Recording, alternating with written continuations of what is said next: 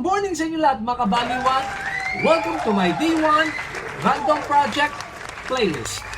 Now that we have reached the final video of this Mandalorian costume build, to be honest, it's a bit stressful in making this costume because of so many parts that I need to build. Now that the Mandalorian costume is all done, I can now move on to a more challenging project.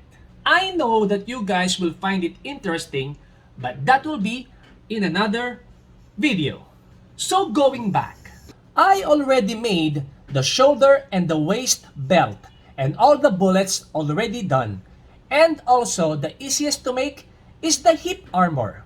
I decided to skip those parts so that I can jump on to this most exciting part of this build, the Mandalorian step-by-step full suit up.